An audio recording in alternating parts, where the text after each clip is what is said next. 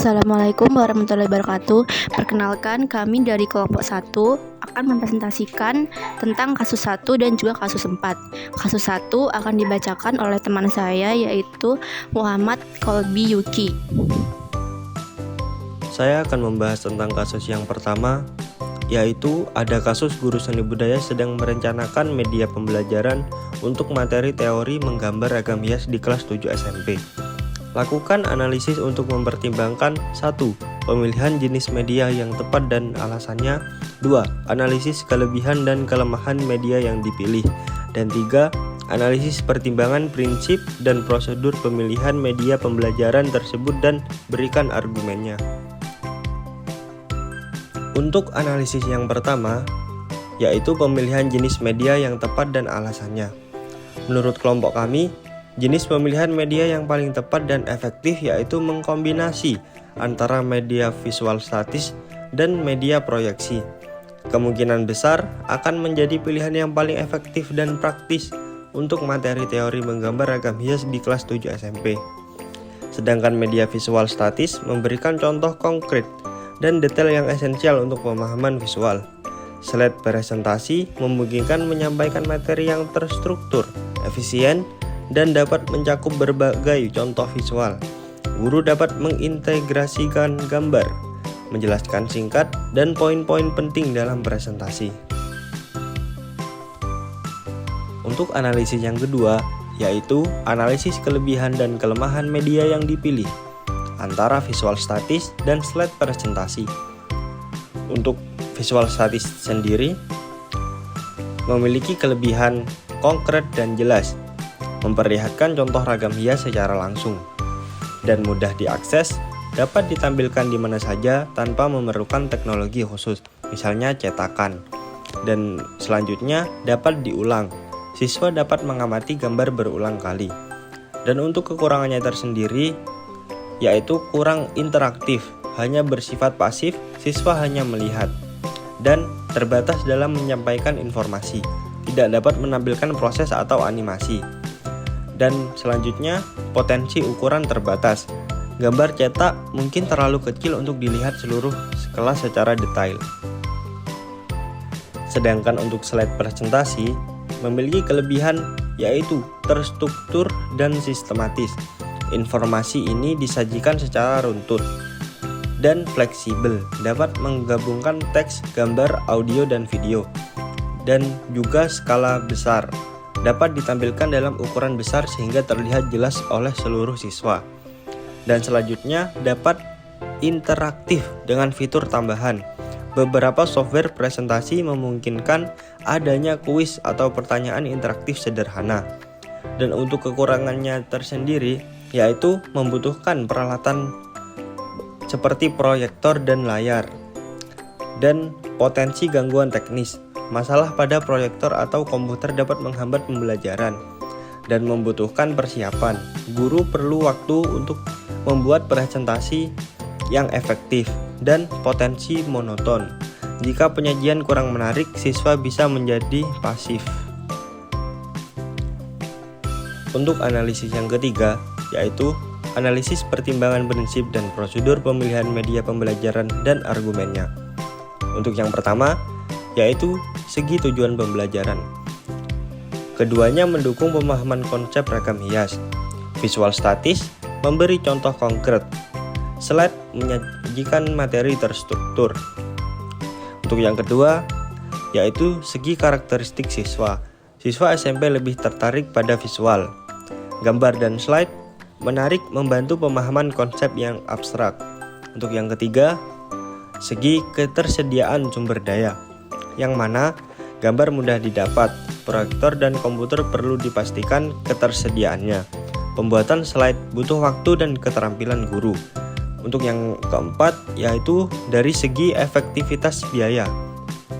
Gambar cetak mungkin butuh biaya, tapi jika sudah tersedia biayanya rendah, proyektor dan komputer butuh perawatan, namun bisa digunakan berulang. Untuk yang kelima, yaitu dari segi kualitas. Gambar dan slide harus jelas, resolusi tinggi, dan desain menarik agar materi mudah dipahami. Untuk yang keenam, yaitu dari segi keinteraktifan. yang mana visual statis kurang interaktif, tapi bisa diakali dengan tanya jawab. Slide bisa dibuat lebih interaktif dengan kuis atau diskusi. Untuk yang ketujuh, yaitu dari segi fleksibilitas. Keduanya fleksibel, bisa digunakan untuk diskusi, tugas individu, atau materi mandiri jika dibagikan secara digital. Selanjutnya, kasus 4, menganalisis media pembelajaran pada video dengan topik lembar analisis media pembelajaran, judul media atau materi, pengertian fungsi dan motif ragam hias, kelas atau jenjang 7 SMP. Jenis media audiovisual atau YouTube. Yang pertama, kesesuaian media dengan tujuan pembelajaran.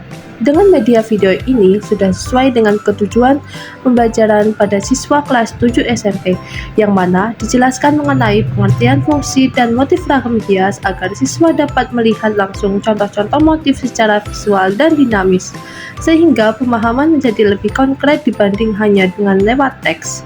Media ini juga dapat menampilkan berbagai jenis ragam hias, flora, fauna, geometris, figuratif, dari berbagai daerah di Indonesia sehingga membantu siswa memahami keanekaragaman budaya secara langsung.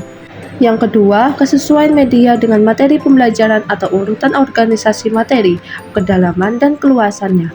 Video pembelajaran ragam hias untuk siswa kelas 7 SMP idealnya disusun dengan urutan materi yang logis dan sistematis, mulai dari pengertian sebagai konsep dasar, dilanjutkan fungsi dan diakhiri motif beserta karakteristiknya dengan transisi yang jelas antar bagian.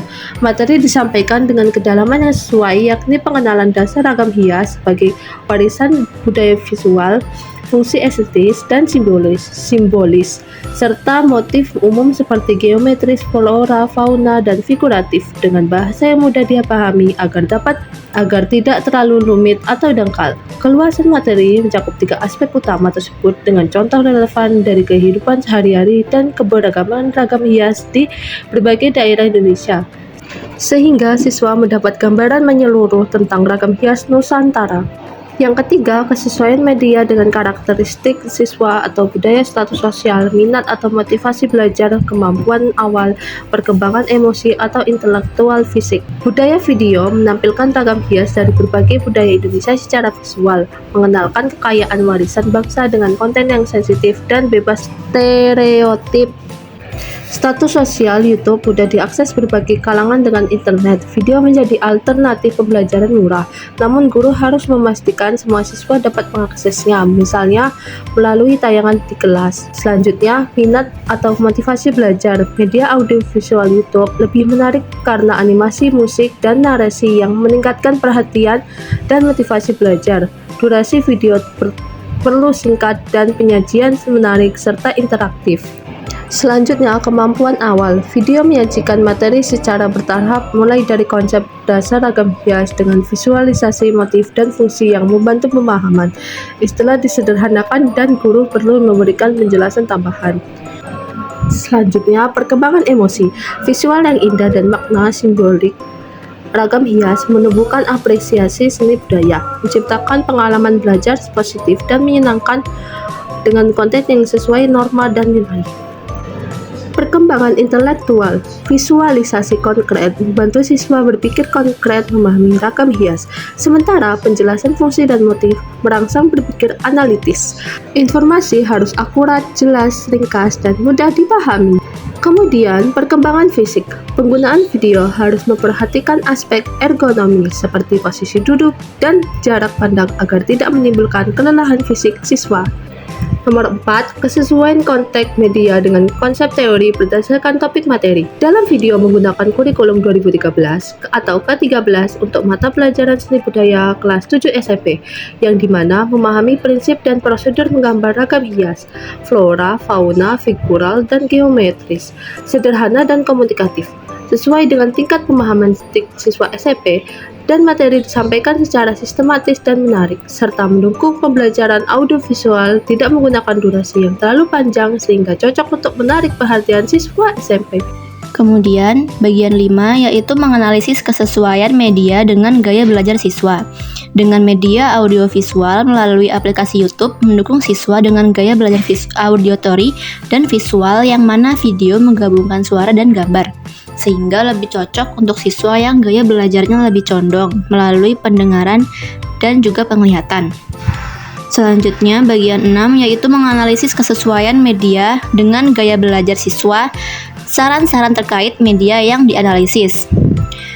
Menurut kelompok kami, yang pertama, sebaiknya menambahkan kredit visual atau referensi agar siswa tahu asal-usul budaya dari motif yang ditampilkan, sekaligus menanamkan sikap menghargai karya seni dan budaya.